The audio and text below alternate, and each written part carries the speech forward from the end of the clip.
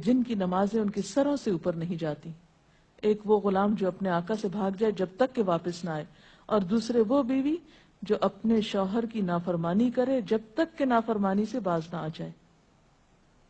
یہاں تک حکم ہے کہ بیوی شوہر کے معاملے میں کسی دوسرے کی بات نہ مانے. یعنی شادی کے بعد ایک عورت جب شوہر کے گھر چلی جاتی ہے تو پھر شوہر کا حق سب سے بڑا ہو جاتا ہے.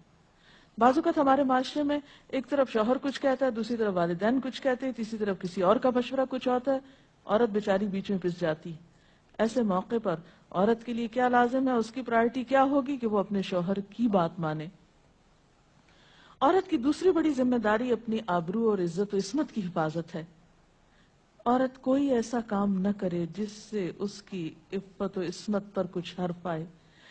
ازدواجی زندگی کی خوشی کا راز باہم ایک دوسرے پر اعتماد ہے. اگر کوئی بھی ایسا کام عورت کرتی ہے جس سے شوہر کے دل میں شک ہو جاتا ہے، اعتماد ختم ہو جاتا ہے، تو اس سے ازدواجی زندگی کی خوشیاں ختم ہو جاتی. یہ اعتماد بے حد ضروری ہے، اور اس کے لیے اپنی عزت عصمت کی خصوصی حفاظت. نبی صلی اللہ علیہ وسلم نے فرمایا، عورت جب 5 وقت کی نماز پڑھے، اپنی آبرو کی حفاظت کرے، اپنے شوہر کی فرما بردار رہے، تو وہ جنت کے جس دروازے سے چاہے داخل ہو جائے. اسی لیے شوہر کی اجازت اور مرضی کے بغیر گھر سے بھی نہیں نکلنا چاہیے. حضرت معاذ بن جبل کہتے ہیں کہ نبی صلی اللہ علیہ وسلم نے فرمایا، خدا پر ایمان رکھنے والی عورت کے لیے جائز نہیں کہ وہ اپنے شوہر کے گھر میں کسی ایسے کو آنے دے جس کا آنا شوہر کو پسند نہ ہو، اور ویسی صورت میں گھر سے نکلے جب اس کا نکلنا شوہر کو پسند نہ ہو. اطاعت کے علاوہ شوہر کو خوش رکھنا یہ بھی بے حد ضروری ہے. نبی صلی اللہ علیہ وسلم نے فرمایا، جس عورت نے اس حال میں انتقال کیا کہ اس کا شوہر اس سے خوش تھا تو وہ جنت میں داخل ہوگی. اور عموماً کسی کی خوشی کے لیے انسان اپنے جذبات کی قربانی دیتا ہے، بعض اوقات اپنی سوچ کی قربانی دیتا ہے، بعض اوقات اپنے کسی اور راحت و آرام کی قربانی دیتا ہے.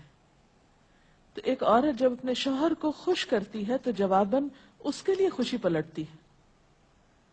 اس لیے گھریلو زندگی کی خوشی کا انحصار اسی بات پر ہے کہ دونوں ایک دوسرے کے لیے قربانی کے جذبات رکھتے ہوں، ایک دوسرے کے لیے رحمت اور ایک دوسرے کے لیے مودت کا ذریعہ ہوں. جیسا کہ قرآن پاک میں شادی کا مقصد ہی یہ بتایا گیا کہ دونوں کے درمیان باہم مودت اور رحمت کے جذبات ہوں، ایک دوسرے کے لیے سکون کا باعث ہوں، تاکہ انسانی زندگی بہترین طریقے پر رواں دواں رہے. اسی طرح شوہر سے محبت کا اظہار کرنا، اس کے ساتھ وفادار رہنا، اس کا احسان ماننا، یہ بھی بے حد ضروری ہے. حضرت اسماء کہتی ہیں کہ ایک بار نبی صلی اللہ علیہ وسلم میرے پاس سے گزرے، میں اپنی سہیلیوں کے ساتھ تھی. آپ نے ہمیں سلام کیا اور ارشاد فرمایا، تم پر جن کا احسان ہے ان کی ناشکری سے بچو. تم میں سے ایک اپنے ماں باپ کے گھر کافی دنوں تک بن بیاہی بیٹھی رہتی ہے، پھر اللہ تعالیٰ اس کو شوہر عطا کرتا ہے، اولاد دیتا ہے، اور ان سارے احسانات کے باوجود اگر کبھی کسی بات پہ شوہر سے ناراض ہوتی ہے تو کہہ اٹھتی ہے، میں نے تو کبھی تمہاری طرف سے کوئی بھلائی دیکھی ہی نہیں.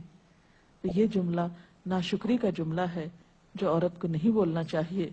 قیامت کے دن اللہ تعالیٰ اس عورت کی طرف نظر رحمت اٹھا کر نہیں دیکھے گا جو شوہر کی ناشکری ہوگی.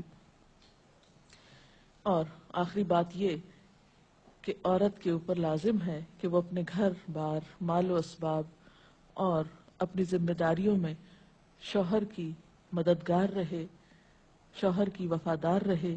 آپ صلی اللہ علیہ وسلم نے فرمایا، قریش کی عورتیں کتنی اچھی عورتیں ہیں جو بچوں پہ بہت مہربان اور شوہر کے گھر بار کی حفاظت کرنے والی ہیں.